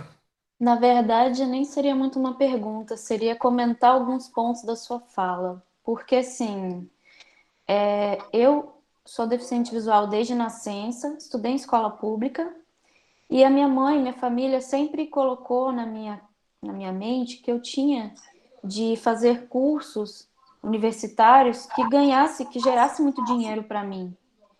Ah, você tem que fazer direito, porque assim você vai garantir uma vida estável, você vai ter um motorista para te levar para cima e para baixo, quando você precisar, nananã. Só que o meu sonho era fazer letras português. E ela falava, não, você não pode fazer licenciaturas em letras português, porque professor não ganha muito, você vai passar dificuldade. E eles, assim, meus pais são professores, e eles entraram nessa profissão porque eles tiveram necessidade de entrar nisso, então entraram por obrigação. Então, assim, tudo que eles passam hoje, eles não têm uma vida ruim, nós nunca tivemos uma vida ruim. Mas eles queriam mais do que aquilo, eles não estão felizes com aquilo que eles estão trabalhando. Mas era o que eu queria. E eu entrei para o direito por pressão, né? Passei muitos problemas com relação à minha família. Depois eu consegui me desvencilhar, fui para outras experiências de curso superior. Hoje eu estou no meu 5º curso, onde eu me encaixei bastante. Passei por diversos problemas por conta da falta de acessibilidade nas universidades, Porque, infelizmente, na escola pública, por exemplo, eu não tinha condições, por exemplo, de comprar uma máquina Perkins para mim, para eu escrever em braille, que é uma máquina caríssima, para se escrever em braille, que é o alfabeto que os cegos usam, porque a máquina era em torno de 2.000, 3.000 reais. Todas as tecnologias assistivas para as pessoas com deficiência visual, elas são muito caras. E aí meus pais até me comparavam, quando eu estava na faculdade de Direito, com uma colega que também era deficiente visual, total, mas que o pai dela foi prefeito de uma cidade lá no Espírito Santo. Ou seja, dinheiro para poder conseguir uma impressora Braille para si mesma, uma máquina e mais outras, outras coisas assim para poder ajudá-la, ela tinha. Então, por isso ela tinha uma certa qualidade no seu estudo. Agora, na sua educação. Agora, no meu caso, não. Eu tive que ralar, eu tive que fazer diversos Enems e tudo, tipo, com aquelas matérias básicas que a gente tem no ensino médio. Infelizmente, a educação pública não como você falou, não é de qualidade. E a gente tem que tentar fazer o máximo para poder conseguir nota e conseguir entrar no curso superior. E ainda tinha a questão da deficiência, a falta de inclusão, ainda tinha isso. E eu falo, a educação ela é muito importante para o povo, porque lá na Finlândia, até 1970, 1980, eles eram um país totalmente quebrado, tinha violência, era tipo assim, o Brasil, mas mais ou menos assim o Brasil. Entrou um governo que resolveu fazer o quê? Investir na educação do povo, investir na educação dos jovens, investir na educação de todos. E isso foi importante porque diminuiu a desigualdade social, eles taxaram aqueles que tinham maiores salários, né? Taxavam essas pessoas. E, com isso, o Estado pôde proporcionar uma educação de qualidade para essas pessoas, pôde proporcionar saúde, segurança, tudo de forma gratuita e pago pelo Estado. E o que eles fazem? Os alunos lá, eles não estudam o tempo todo como a gente aqui no Brasil faz. Eles estudam em torno de 2 horas por dia. Suas tarefas de casa geralmente são em torno de 30 minutos, dura em torno de 30 minutos, e elas passam o dia inteiro brincando, fazendo aquilo que elas gostam de fazer, aquilo que elas querem fazer. E as aulas, geralmente, são aulas que tentam incentivar a imaginação dessas crianças. E eles também não têm a questão da pressão de ter que fazer testes, avaliações. Com isso, esses estudantes, esses profissionais, eles estão nos maiores índices no mundo de educação de qualidade, sabe? Em relação, por exemplo, ao Japão, onde os alunos são totalmente pressionados, onde o índice de suicídio é enorme no meio das pessoas. Então, assim, isso foi muito importante para a Finlândia. Em menos de 40, 30 anos, eles conseguiram crescer e ir para um patamar muito grande no IDH, em todas essas questões, sabe? De qualidade de vida. E isso é muito interessante. E também tem a questão do professor. Lá eles valorizaram muito o professor. O que mais... O professor, ele é tão respeitado que ele ganha um alto salário, sabe? Não é igual aqui, que o piso salarial de um professor não dá nem para ele colocar comida no mês. Ele tem que trabalhar igual meus pais, pegar 3 cadeiras, uma de manhã, uma tarde e à noite, para poder custear o básico para a família, sabe? Então, assim, essa valorização do professor também é importantíssima. Eu acho que isso falta tudo isso aqui no nosso país. Essa questão de melhorar a educação. E mais uma coisa, a última coisa que eu queria falar era o seguinte: sabedoria e conhecimento. Existe uma diferença enorme entre essas duas coisas. Eu vejo aí muitos diplomados, inclusive meus pais, têm ensino superior, especializações, pós-graduações, e estão acreditando nessas coisas de que a cloroquina vai servir para a pandemia. Se você tomar ivermectina, pessoas que são esclarecidas ou são entre aspas, esclarecidas, se dizem esclarecidas e que estão compartilhando e disseminando esse tipo de informação falsa hoje durante a pandemia. E geralmente a sociedade coloca para a gente que quem não sabe pensar é quem? O pobre. Muitas vezes, quem não tem nenhum, só tem lá o 4º grau, o 3º grau do ensino fundamental, tem muito mais sabedoria do que esse povo que diz que tem conhecimento. Não adianta nada você ter conhecimento na sua vida, você saber de, sei lá, Einstein, Darwin, e lá vai um bocado aí de teóricos, e você não sei, não pensar por si Sim, mesmo. sim. É muito comum, muito comum. Eu chamo de ignorância instruída. Realmente, é uma diferença brutal entre o conhecimento e a sabedoria, né? Porque o conhecimento, o saber, ele está nos livros, está nas aulas, está nos mestres, né? Nas escolas, enquanto que a sabedoria está na vida, na prática cotidiana, na relação com a coletividade, com os problemas, na superação das dificuldades, né? Na composição das desarmonias harmonicamente, na busca da harmonia relacional. Mas a Finlândia é um país de 600 mil habitantes, né? Então, tem a quantidade de habitantes que tem Niterói. E com a educação um pouco mais, um pouco além da educação daqui, uma educação realmente preocupada, é um país também que não tem as riquezas que o Brasil tem, né? O Brasil, por ter muita riqueza, ele tem muito interesse das grandes empresas multinacionais, transnacionais, banqueiros. Então, tem um controle muito maior sobre o Brasil do que sobre a Finlândia, que é um país gelado, né, que fica lá no norte. Então, eles tiveram condição de investir na população, que qualquer Estado deveria fazer. O Brasil, se tivesse realmente a intenção de se transformar num país forte, seguro de si, digno, certamente teria que investir pesado na formação dos professores, mas o que a gente vê é que essa dominação pelos interesses econômicos, com toda a cumplicidade da mentalidade escravista da elite brasileira, você simplesmente é proibido de fazer esse investimento. Todos os governos que esboçaram investir para esse lado foram derrubados, são chamados de comunistas. A estratégia é manter a ignorância da população, porque assim a população é mais fácil de ser dominada. Manter a ignorância, a desinformação, a mentalidade superficial.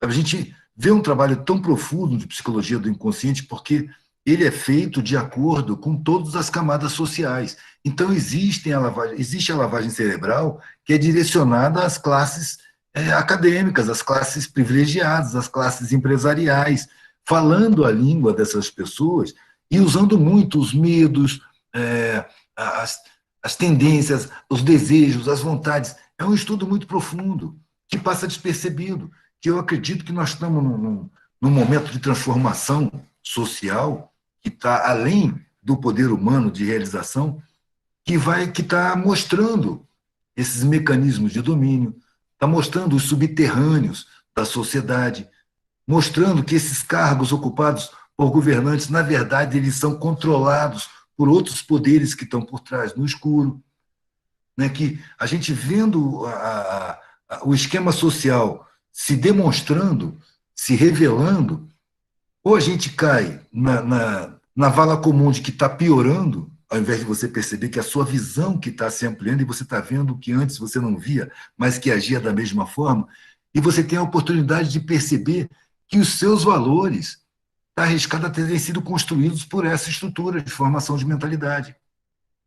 E talvez o que você acredita não foi você mesmo que desenvolveu. Talvez o que você queira da vida não seja você quem tenha decidido. Isso foi imposto, como no caso, claro, né, de você, Alice, com seus pais. A sua realização pessoal estava em segundo plano. Primeiro, vamos garantir a matéria. Ou seja, você vai garantir exatamente o que é perecível. Enquanto que você tem a satisfação, a realização profissional, pessoal, de estar trabalhando com o que você gosta e ver que você está servindo para esclarecer e aprofundar outras mentalidades, preparando pessoas para se harmonizarem na sociedade, você estaria satisfazendo sua alma. Exatamente. E uma coisa eu Transcende a falo, vida. por exemplo, o Brasil, gente, eu fico me perguntando sempre como é que a gente pode acabar com essa essa cadeia, essa coisa horrorosa que vem lá da época da nossa colonização, essa corrupção que está ali entranhada no nosso povo, essa coisa do complexo de vira-lata, vamos colocar assim, né? Tudo que é estrangeiro você quer, você não privilegia o que tem aqui na sua cultura, do seu Eu chamo país. eu chamo de colonização mental. Exatamente. E uma Não coisa é eu por acaso. falo, eu fico pensando, por quê? Por que os Estados Unidos, Canadá, que foram colônias, tudo bem que foram colônias de povoamento, alguns dizem que essa é a diferença, que o fato de as colônias de exploração de aqui na América do Sul ser toda praticamente de colônia de exploração, a gente não conseguiu avançar tanto por causa disso. Mas sei lá, eu fico me perguntando como acabar com essa barreira, essas barreiras sociais, essas barreiras vindas lá do passado, sabe? Olha, cara, eu te confesso que, com relação à sociedade como um coletivo, eu desisti. Os grupos que se propõem a realizar esse trabalho, eles se propõem de uma forma muito condicionada. Eles não reconhecem seus próprios condicionamentos. Mas o império dos banqueiros mundial, né, mundiais, das grandes corporações, existiu na Europa até a Segunda Guerra Mundial. O que aconteceu foi que, quando terminou a Segunda Guerra Mundial, o parque industrial da Europa estava destruído, a economia na Europa estava destruída. Então, houve um êxodo das pessoas muito ricas, dos banqueiros, para o território dos Estados Unidos, que foi o único país que participou da guerra de forma definitiva, né? Que foi um dos grandes beneficiados sobre a vitória. Não tinha tido seu território destruído pela guerra. Então, as corporações passaram para os Estados Unidos e o Império Mundial deixou de ocupar a Grã-Bretanha, que era lá que era a sede, né, dos grandes banqueiros, e passou a operar dentro dos Estados Unidos, usando, claro, o aparato público dos Estados Unidos, com seu grande poder de influência. Não que tenham vindo todos, mas a parte grande veio. O que ficou na Europa continuou compondo com o mesmo império corporativo, vivendo das colônias, como desde a colonização institucional, mantiveram a colonização mental. Você pode observar que em cada país colonizado, a estratégia era a seguinte: o colonizador, o explorador, o saqueador, ele chegava no país colonizado, né, escravizando a população, ou trazendo mesmo a população escravizada, colocando uma elite dominante, geralmente branca como eles, parecida fisicamente com eles, mas que eles desprezavam como crioulos, como inferiores, né, como colonos, enriquecia essa elite, porque isso distancia a elite da maioria, criava uma mentalidade colonizada de admiração pelo colonizador, que lhe dava riquezas para comandar a colônia, e incutia de desprezo sobre a própria população. Isso desde a época da colônia. Vocês são superiores a esse resto de mestiço aí, essa população ignorante, vocês são superiores. Então, essa elite dominante, geralmente branca, você vai ver ela se manifestar de forma muito parecida em todos os países que foram colonizados, sobretudo aqui na América Latina. Quem é que faz manifestações em inglês? Quem é que faz manifestações genéricas como contra a corrupção, para derrubar um governo? Quem é que na Bolívia protesta contra o poder indígena? É o pessoal branco de Santa Cruz, são os ricos, a elite dominante, a elite local, que foi criada pelos colonizadores e exerce o colonialismo mental, valorizando demais tudo que é do estrangeiro. Isso aí é o que aquele escritor da direita lá, Nelson Rodrigues, chamou de complexo de vira-lata. Isso é um sentimento de superioridade, um pensamento colonizado, fabricado e implantado a partir das elites, criando aquela massa pobre, ignorante, que vai ser conduzida pelos dominantes, que, usando de privilégios, vão sempre se sentir superiores. O processo colonizador, ele é muito simples, mas também é muito profundo, e é preciso a gente perceber que ninguém está imune a esse processo.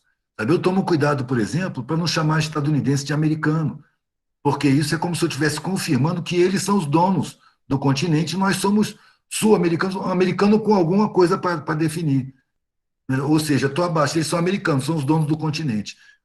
né? É uma mentalidade fabricada que você vê gente que está contestando a estrutura social e que está contestando a mentalidade, por novas mentalidades, exercendo esses condicionamentos. Na Europa, você dizer que vai para a América, qualquer pessoa vai entender que você vai para os Estados Unidos. Se você quiser vir para qualquer outro país da mesma América, você vai ter que especificar, senão vão pensar que você vai para os Estados Unidos. É como se lá fosse a sede e aqui fosse uma filial, né? Um país colonizado. É colonização mental também. A quantidade de prédios com nome estrangeiro, a quantidade de admiração que se tem, é tudo trabalho na psicologia do inconsciente. Uma das coisas, Nossa, e é muito difícil cortar esse mal pela raiz, uma porque coisa que a gente precisa desenvolver nisso é desenvolvimento da própria autoestima. Se você quiser cortar o mal pela raiz, se você quiser ir desfazer isso dentro da coletividade, você está no caminho de se frustrar.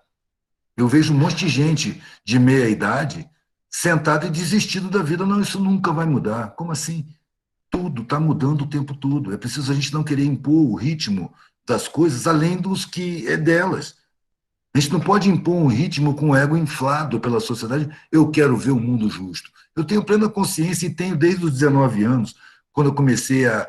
Quando eu defini que eu ia me comportar e trabalhar por uma sociedade mais justa, eu sempre tive a consciência de que eu não ia ver uma sociedade mais justa. Eu ia só viver em função de uma sociedade mais justa que está a caminho, há milênios, inclusive. Eu tenho algumas décadas para participar de um processo que é multimilenar. O ser humano tem 2 milhões de anos, já passaram vários modelos de sociedade, e nós estamos numa evolução permanente, numa mutação permanente. Eu nasci nessa mutação, que é multimilenar, eu tenho algumas décadas para participar dessa mutação, e não posso criar a ingenuidade de que eu vou ver o mundo mudado de acordo com o meu senso de justiça. Eu não vou. No entanto, se eu não trabalhar por um mundo menos injusto, se eu não exercer o meu senso de justiça nesse mundo, eu não vou ter satisfação em estar vivo. Eu não vou ter sentido na vida. Eu não vou adquirir, não vou assumir os sentidos que a sociedade me impõe. Eles são falsos, claramente falsos, e mais que falsos, são frustrantes, são decepcionantes. Porque eu vou sair da vida, eu não quero olhar para a minha vida como se eu tivesse corrido atrás de fumaça o tempo todo. Eu já ouvi isso de um velhinho. As pessoas me veem como um empresário bem-sucedido, um vitorioso. Eu aqui dentro me sinto um fracassado. A sensação que eu tenho é que mentiram para mim lá no começo da minha vida. E eu passei a vida inteira correndo atrás dessa mentira. Só agora que eu estou doente, fui proibido de trabalhar, que eu senti que minha vida está acabando. Outra coisa é que eu nunca pensei que a vida fosse acabar. A gente pensa na morte como tragédia e não como consequência de ter nascido. Então a gente vive como se nunca fosse morrer, né? E como diz aquele velho sábio oriental, e morre como se nunca tivesse vivido. Você se comporta como uma peça programada, como uma peça numa engrenagem. Você não vai ter realização pessoal. Você vai se cercar de falsidade por todos os lados se você enriquecer. Você não vai ter uma vida satisfatória, como você tem quando você realmente troca afeto. Quando você sai da vida sorrindo para si mesmo, enquanto todo mundo à sua volta está chorando, porque você foi uma boa pessoa durante a vida, trocou afeto, serviu a muita gente, produziu muito benefício, viveu de acordo com a sua própria consciência, integrado no coletivo, vivendo de forma serena e harmônica, com boa qualidade de vida, como devia ser. A gente é induzido a negar tudo isso como bobagem. Não é à toa que na escola ensinam para a gente que é preciso a gente esconder o sentimento, porque ele é a nossa fragilidade. Isso é uma grande mentira. O meu sentimento é minha fortaleza. Por que que adestram a gente a colocar a razão acima do sentimento? Porque a razão é mais fácil de enquadrar. A razão vai te aterrorizar. Você vai ter medo de ficar doente, vai precisar de plano de saúde. A razão vai se deixar convencer pelo massacre publicitário midiático, que trabalha com psicologia do inconsciente. Você vai viver em função de ter coisas, de consumir coisas, de ostentar riqueza, de querer mostrar para o mundo o que você é, como você tem valor. E esse é um grande equívoco. Essa é uma sedução social. Pode observar, essas pessoas elas não têm uma vida, vamos dizer assim, plena, não têm uma vida satisfatória. não, Então, não tem mesmo. E uma então, coisa que eu falo, teve um personagem bíblico que foi muito rico, que foi Salomão. E ele mesmo no Eclesiastes colocou, o Eclesiastes é um livro totalmente deprimido, que ele escreveu praticamente quando ele já estava no fim da vida dele. E ele falou, tudo é ilusão, não adianta você querer ficar correndo atrás do vento, não adianta você querer acumular muitas riquezas, porque você não vai levar nada disso. E é aquela coisa, não adianta nada você, mas eu vou ser enterrado num túmulo de mármore de Carrara, nananã, e o cara lá vai ser enterrado numa cova comum. Não, de qualquer forma, os bichos vão te comer de qualquer jeito, estando você num túmulo maravilhoso, lindo, ou você estando numa cova comum. E uma coisa que eu fico assim, que eu fiquei pensando quando você falou na questão de quanto que o ser humano é descartável no mercado. Tem uma música do Chico Buarque que tem uma letra muito interessante, é Operário em Construção, se eu não me engano, o nome, que fala que o cara vive numa rotina, acorda, vai, come, dá um abraço na esposa, vai fazer não sei o que mais, e aí lá ele está numa construção, tipo, a interpretação que você pode fazer, uma das A interpretações, construção. isso. Construção é uma música muito famosa. Então, uma das interpretações seria isso, que o cara vai lá, sofre um acidente de trabalho e todo mundo, tipo assim, passa pelo corpo dele ali no asfalto como se ele nada fosse, simplesmente é um empecilho, é um cara que está só atrapalhando o trânsito, sabe? Tipo, o quanto que o Chico Buarque mostrou, quanto, né, exemplificou nisso, quanto que realmente o ser humano é descartável. É verdade.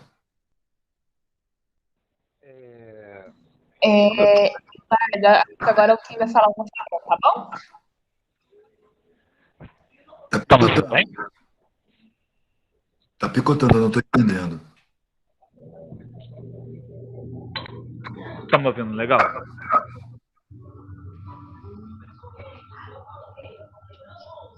Estão me ouvindo? Eu estou ouvindo, tranquilamente. Rafael, né? Legal. Então, Eduardo, primeiramente agradecer, né, foi, putz, incrível. Eu te sigo aí já faz um tempo também. Eu não gosto de falar sem a câmera, parece que eu tô falando sozinho. Vocês me desculpem, eu vou ligar. Bota parceiro. Então, o que Eu também só acontece? estou vendo foto, velho. Eu Não, é chato também. isso. Eu estou em foto também ou estou falando, gesticulando? Não, a gente tá te vendo, a gente tá te vendo. Isso não é justo, hein? Isso Não não é. pode. Então, Eduardo, o que acontece? Eu vivi aí 6 anos da minha vida no seminário agostiniano, morei em Belo Horizonte, São Paulo, uma época para mim incrível. Só que o- em alguns debates nossos, a gente falava o seguinte: ótimo, estamos trabalhando em prol do outro, estamos trabalhando em prol da vida, estamos trabalhando para a periferia. E o que a gente debatia muito é: ótimo, estamos trabalhando dentro de um aquário, porque lá dentro a gente tinha comida, van, carro, estudo, educação e blá blá blá, blá blá blá blá blá. Mas na hora mesmo de estar com o povo, de viver com o povo, de sentir a dor do povo, a gente estava muito longe, né? Na realidade longe. É fácil falar de dor sem sentir a dor, né? E isso é algo que me incomodava muito, até que eu me retirei. Eu queria entender ou escutar a sua opinião em relação a, ótimo, eu posso sim, dentro da minha realidade, fazer algo pelo outro. E não só posso, como devo. E quando eu falo pelo outro, não falo na sensação de altruísta, porque isso me dá muito mais um status de bonzinho do que realmente aquilo que me faz bem por estar fazendo aquilo que quero, né? Como que, trazendo aí a temática terapia para todos, como que eu, nessa distância, né, numa distância social, numa distância entre Brasil oficial e Brasil real, né, que, se não me engano, Machado de Assis fala, como que eu posso atingir o outro? Como que eu posso fazer parte do outro? Como que eu posso levar a minha psicologia, terapia, para o outro, sendo que eu mesmo não consigo pisar o chão que o outro pisa, não consigo sentir a dor que o outro sente? O que você me falaria se eu, que, devido, claro, à luta da minha mãe, que foi mãe solteira, nunca passei necessidade por causa dela, e então eu tenho sim uma facilidade de falar de uma mulher que viveu sozinha, guerreou sozinha, então eu tenho mais, entre aspas, por favor, autoridade de falar daquilo que eu conheço. Eu tenho mais autoridade porque eu vi a dor da minha mãe de perto, mas eu não vi a dor daquela senhora que cuidou de 70 pessoas, que foi o filho dela, o neto dela, o bisneto dela, e ela criou sozinho, e eu não tenho propriedade para falar disso. Como que eu, que não tenho, não vivi isso, vou falar ou vou chegar àquele que vive, né, a realidade do outro? Ô, velho, olha, primeiro, eu posso estar falando disparate, né? Mas primeiro, quando você precisa muito afirmar para si mesmo o que você está fazendo, é porque você não está fazendo o suficiente. Entendeu? Aí você precisa estar se convencendo. Não, eu estou fazendo pelo coletivo, eu estou fazendo. Quando você faz mesmo, você não precisa dizer nada. Você faz e se satisfaz com isso. Agora, eu acho que, no seu caso, seria preciso chegar primeiro a um convívio, se é que você tem um espaço de convívio, né, periférico, se você pode chegar e despir os sentimentos que uma universidade pode ter te causado. Chegar com humildade de aprendiz, para aprender como são aquelas pessoas, como elas veem o mundo, como é que elas. Porque elas tiveram outras vivências, muito diferentes. Elas têm sentimentos de inferioridade. É uma coisa que eu percebi. Eu morava num morro, em Mar Grande, que eu tinha que pegar água lá embaixo. Não tinha água nem energia nas casas. Então eu descia para pegar no balde. Eu pegava um pau, né, chamado de balança. E eu percebi que todo mundo fazia aquilo. E convivia lá no poço, botava a lata na fila e ficava trocando ideia, e ouvindo as histórias de vida de cada um. E eu percebia que eram pessoas extremamente fortes, que passavam por dificuldades, para mim, horríveis, cara. E as pessoas tratavam com aqueles problemas com uma força interna, com uma naturalidade, sem desespero, às vezes com bom humor. Sabe? Eu percebi que eu estava no meio das pessoas mais fortes que eu já tinha visto na minha vida. E comecei a respeitar, nasceu dentro de mim um respeito verdadeiro, muito grande por essas pessoas. E a partir dessa postura, eu comecei a perceber como tinha sabedoria nesse meio. E comecei a aprender os códigos de comunicação, a aprender os valores verdadeiros dessas pessoas, apesar de enxergar o sentimento de impotência e de inferioridade social que era incutido nelas, que uma das características das pessoas mais fortes que eu tinha conhecido nessa época era exatamente expor um sentimento de inferioridade, de não se reconhecerem como pessoas realmente fortes. Eu passei a tratar com essas pessoas ignorando esse sentimento, porque o sentimento ele se manifesta na postura, no olhar. Sabe? Você está com uma pessoa dessa e você vê ela ter, de repente, um comportamento de inferioridade social, num trato, numa eventualidade. E você precisa desconsiderar esse sentimento de inferioridade e saber que essa pessoa foi induzida àquele sentimento. E realmente ela está muito acima das minhas dificuldades de vida, que ela superou muito mais coisas do que eu, apesar de ter sido bloqueada nas coisas que eu tive acesso. Então, as coisas que eu tive acesso, que foi bloqueado, que era direito dessas pessoas, e que me colocaram num patamar social de superioridade, para mim se demonstrou como uma ilusão muito grande. E o meu sentimento desceu, saiu daquele patamar ilusório. E eu pude transformar essas pessoas em meus instrutores. E sentir o sentimento delas em relação à vida, em relação às coisas. E aprender primeiro. Quando você aprende a falar o código, quando você trata com essas pessoas e elas sentem que, de verdade, nos seus olhos, elas sentem que você respeita elas, que é uma coisa que elas estão acostumadas a não ver, pelas pessoas que cursaram a universidade, elas têm dificuldade em enxergar o respeito. Mas quando você respeita e elas sentem esse respeito, você tem acesso a elas. Elas abrem o acesso para você. E você passa a aprender. Você pode sair dali e tratar em qualquer meio periférico, porque os sentimentos de inferioridade são plantados em todos os meios periféricos e você vai usar o seu conhecimento de uma maneira humilde. Você vai poder servir essas pessoas e elas vão receber de você o que você quer passar, porque você já não passa mais na linguagem acadêmica. Você passa na linguagem acessível a essa pessoa, levando em conta todos os valores, todas as formas de relação que você descobriu, se relacionando com elas. Você vai saber por onde levar o conhecimento para que essa pessoa tenha acesso e coloque na mão. Porque lá no fundo, velho, eu acho que os que têm condição de construir um mundo mais justo, eles são exceções, claro, mas estão nesse meio periférico. São as pessoas que constroem esse mundo injusto. São as pessoas que carregam as pedras. São as pessoas que carregam a sociedade nas costas. São as pessoas que financiam o Estado mediante esporte. São as pessoas que são exploradas, escravizadas, os que ligam as máquinas, os que botam cimento no chão, os que botam tijolo em cima do outro, os que plantam a comida, os que costuram as roupas. Quer dizer, são esses que fazem a base de uma sociedade, dessa nossa sociedade injusta, que tem que receber o conhecimento, porque é a sabedoria quem vai saber melhor o que fazer com o saber. As pessoas que têm acesso ao saber, elas já são de uma classe mais privilegiada, são pessoas que não tratam com tanta dificuldade, que não desenvolvem aquela solidariedade como ferramenta de sobrevivência, porque na periferia, na dificuldade, na favela, no meio da pobreza, a solidariedade não é uma virtude, é uma ferramenta de sobrevivência. Ela se desenvolve porque todo mundo sabe o que é aquela dificuldade. Cada um é uma hora que está em dificuldade e todo mundo se dá a mão. Eu acho que são essas pessoas que são obrigadas a desenvolver uma relação muito mais humana e solidária entre si, que vão saber o que fazer com o saber acadêmico.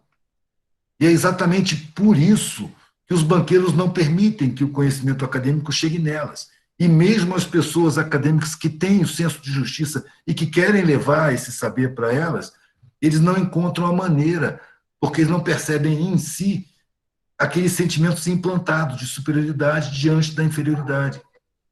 A benevolência também é uma forma de arrogância, velho. A arrogância ela não se dá de uma forma sempre estúpida, grosseira, desprezível, não.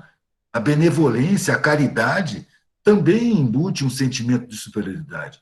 Você está ajudando pessoas inferiores, você está ajudando os pobres. É uma postura que te cria distância. E se você quer levar o conhecimento, você precisa quebrar essa distância, você precisa chegar perto. E para chegar perto, você tem que ter humildade. E antes de ensinar, você aprender. Só a partir do que você aprender é que você vai encontrar as ferramentas, os mecanismos, os caminhos para realmente o conhecimento ser recebido. Porque nessa passagem, como no diálogo, sabe, como no entendimento de qualquer explicação, é fundamental, a parte mais importante é o receptor. Se ele não tiver condição de pegar o que você está passando, não adianta nada você tentar passar. Se você não fala a língua que ele entende, não adianta você ficar falando, ele não vai poder dar proveito. É preciso primeiro entender a língua dele, não só a língua falada, mas a língua psicológica, a visão de mundo, a língua de temperamento, a língua consequência daquele modo de vida. É preciso dedicar um tempo para aprender primeiro e depois começar a servir o conhecimento, não é ensinar. A postura é outra, é servir uma parada que era direito daquelas pessoas todas e que foi simplesmente roubado delas pela estrutura social, pelo Estado. É aquela coisa de eu não vou me sentir superior a alguém porque se alguém foi roubado e eu não fui. Pelo contrário, vou sentir um compromisso mais forte. Eu vou me cobrar mais tolerância, mais paciência, mais espírito de serviço, mais capacidade de adaptação, procurar nessa pessoa os caminhos para que ela receba o que é de direito dela e que me foi servido, mas não foi a ela. É como dividir um prato de comida com a pessoa que está com fome. Só que essa comida é uma comida que você pode dividir e distribuir, que ela não diminui no seu prato. Pelo contrário, só aumenta. Eu acho que é interesse social essa distribuição de conhecimento geral. E é preciso contar que são essas pessoas, quando elas tiverem autoestima, quando elas perceberem o seu valor, quando perceberem a sua importância dentro do esquema social, que vão saber, vão tomar, vamos dizer assim, condições de decidir o que fazer com esse conhecimento a serviço do coletivo, que é uma rapaziada que tem muito mais senso coletivo do que pessoas privilegiadas. Não estou aqui querendo colocar a visão contra as pessoas privilegiadas. Eu estou vendo como consequência. As pessoas privilegiadas, elas são mais individualizadas, elas têm seu espaço individual, elas não se misturam com os vizinhos, elas têm um muro, elas têm condição de ter uma vida privada. Enquanto que nas periferias, a coletivização é uma coisa forçada pela ausência do Estado, pela perseguição, pelo abandono, pela falta de condições dignas de moradia, pela falta do Estado cumprir com a sua Constituição. E nessa forma forçada de viver coletivamente, adquire-se condições humanas, mais humanizadas, de tratar com a coletividade com um senso mais justo. Não estou querendo dizer que na periferia tem gente mais evoluída, não é isso. Em qualquer coletividade, para mim, é preciso encontrar as exceções à regra. As coletividades, em geral, elas têm o cérebro lavado e enxaguado por esse esquema social, em qualquer classe. Entendeu? Mas eu estou falando das exceções, que tem também em qualquer classe. Mas as exceções da periferia, além de serem mais numerosas, porque a periferia é muito mais numerosa, elas também têm a capacidade de superação das dificuldades que as outras classes não encaram. Daí a necessidade de chegar nelas, esse conhecimento, para que a coisa se solidarize mais, para que a coisa tenha mais uma direção coletiva, uma noção coletiva. Assim como é preciso que a sociedade aprenda com as relações sociais dos povos originários. Sabe? Na periferia também tem muita coisa para se aprender, nas classes de cima, na questão da solidariedade, da espontaneidade, da união. Eu acho que é isso. Só agradecer. Realmente, para mim, é um momento incrível poder trocar uma palavrinha contigo. Né? Agradecer mesmo e agradecer as meninas aí, a Tainá e a Tarimes. Que momento maravilhoso aí. Obrigadão. Massa, Rafael. Eu que agradeço o proveito, mano. Valeu mesmo. Tem alguém que quer fazer mais alguma pergunta? Como que é?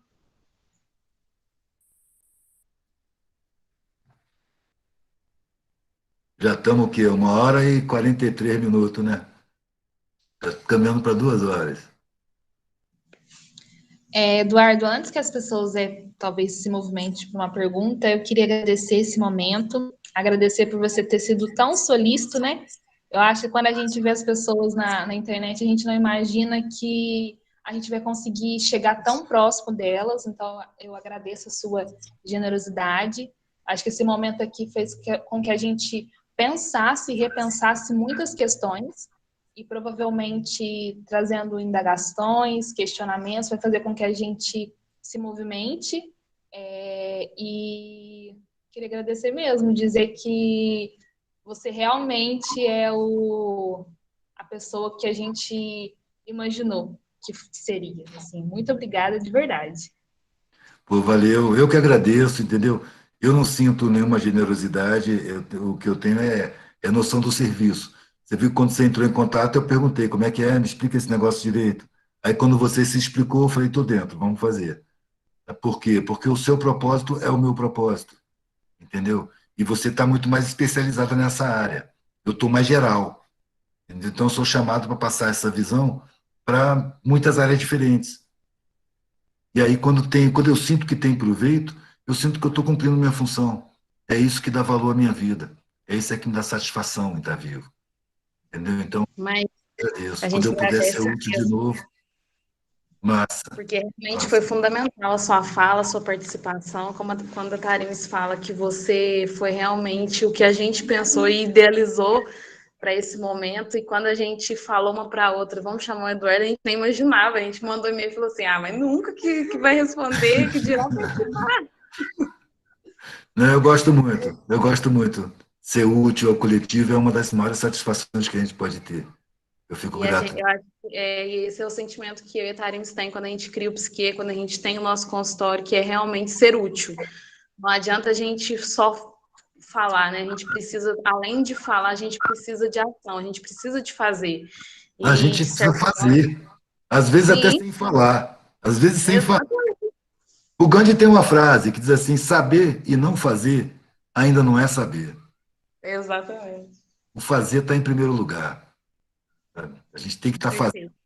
e de olho aberto e humildade a postos, para perceber quando é errado e corrigir as falhas. Porque nesse Ah, falha a gente comete erros. E é sempre bom a gente estar pronto para reconhecer os erros. Erro, para mim, não é uma vergonha. Erro é um direito. Sabe, se eu estou tentando acertar, eu tenho direito de errar. Agora eu tenho que corrigir meu erro e levar adiante sem o erro. Ou se eu errar, eu tenho que estar consciente que eu estou errando e estar sempre mirando na solução. Assim a gente está aí. Te agradeço muito. Agradeço a participação de todo mundo. Não sei nem quantos participaram, né? Depois vocês me passam o link aí, que eu divulgo.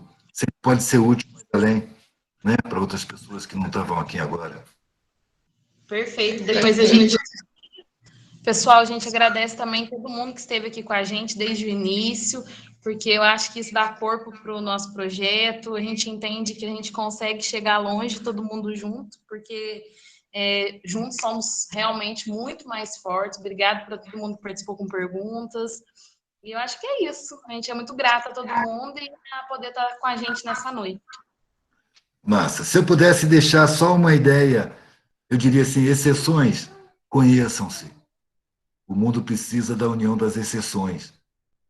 Formando os grupos e agindo de forma de exceção, é assim que a gente vai conseguir exemplificar e participar de forma útil de uma mutação que é permanente. Valeu, gente. Agradeço a todo mundo. Um abraço geral. Até a próxima. Gente, Abraço, gente. Boa noite. Boa noite. Até tchau, a tchau, gente. Boa noite, Eduardo. Eu gostaria de agradecer, né, pela participação. Me chamo Suzana. E antes de finalizar, eu gostaria muito que você pudesse expor um pouco a sua visão sobre a educação contemporânea aqui no Brasil e a sua sugestão para mudar esses paradigmas, né, que você mencionou no início, se tem algumas ações que podem ser feitas, né, na base para que isso possa se desconstruir ao longo dos anos. Bom, eu acho que para se desconstruir, em primeiro lugar, é preciso se enxergar isso, né?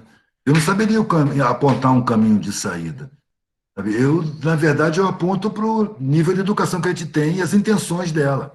Eu acho que a partir daí pode se formar grupos que vão estudar a maneira de superar esse tipo de educação desumana que a gente tem. Eu estou reparando que ela é desumana, que ela não visa a harmonia social, não visa a harmonia individual, não visa a formação humana da sociedade. Então, eu estou vendo o que está por aí. Como mudar isso? Eu não sei. Eu estava na universidade quando eu percebi que as pessoas que sabiam como mudar isso não tinham a menor ideia do que estavam falando. Estavam se baseando em ideias de outras pessoas mortas em outros continentes e repetindo essas ideias sem condição de nem se comunicar com a maioria. Se eu penso que são os periféricos, são os mesmos que vão construir uma sociedade justa, são os que constroem essa sociedade injusta, eu acho que o foco aí é desenvolvimento de consciência. Como eu parto do princípio de que eu não tenho condição de desenvolver a consciência do outro, ou pelo menos eu não posso me dar essa pretensão arrogante de estar conscientizando o outro, eu trabalho na minha própria consciência. E trabalhando na minha consciência, o meu comportamento muda, meus valores se tornam meus, eu começo a participar de uma forma mais útil da minha coletividade. Eu acho que há muitos grupos dentro da educação trabalhando na humanização. Já existem esses grupos. Né? Se você vê o filme Educação Proibida, por exemplo, você vê várias iniciativas nesse sentido, que são pontuais, são raras, quando vêm à tona são perseguidas. Né? A educação humanista ela não é bem vista por esse modelo de educação social que nós temos, porque é uma sociedade empresarista, uma sociedade que tem o ser humano em segundo plano, que tem o interesse empresarial em primeiro plano, portanto, é uma educação de mercado e para mercado, que prepara competidores para a engrenagem mercadológica da sociedade, e não seres humanos para alcançarem a harmonia interna e participarem de uma sociedade em busca de harmonia social. Né? É difícil você encontrar algum ensino que fale em harmonia social como objetivo coletivo. Mas a gente tem que, antes de decidir o que fazer, é preciso enxergar plenamente a realidade. E a realidade não está só fora de nós. A realidade também está dentro de nós. sabe? A gente se comporta de forma programada. É preciso primeiro olhar para dentro e questionar se os seus pensamentos foram formados por você mesma ou se são pensamentos já pensados que foram induzidos você a pensar. Porque a forma de revolucionar a sociedade que foi programada, ela, na verdade, ela pode até satisfazer os egos, mas ela não acarreta em nenhuma ameaça para a estrutura da sociedade. Ela foi planejada, inclusive, pela própria ideologia social, que, na consciência de que a sociedade é injusta, ela cria maneiras de criar o sentimento de revolucionário. Me condiciona os revolucionários também ao sentimento de superioridade, ao desrespeito de querer conduzir as massas e não de servir, de ensinar e não de aprender, a desvalorizar a sabedoria.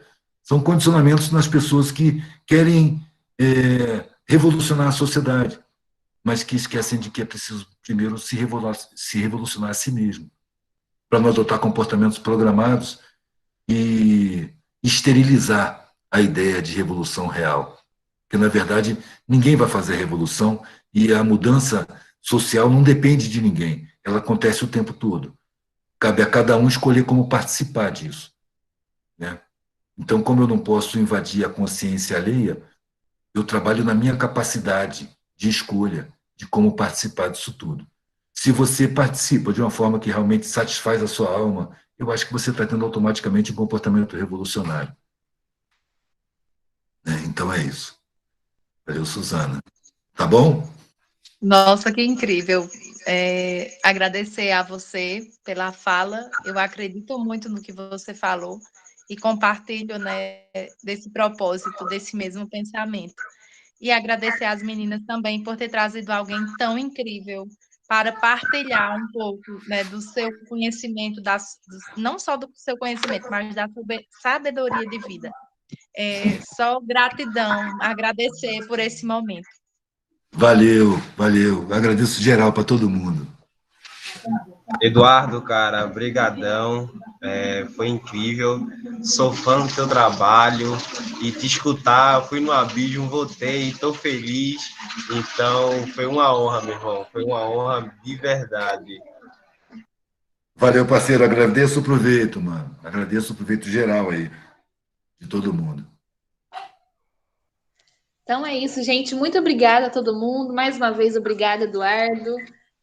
Valeu, Que os nossos propósitos aqui, de todo mundo que está aqui, possam se encontrarem, possam crescer cada vez mais e que a gente realmente consiga transformar, consiga fazer aquilo que a gente acredita mesmo.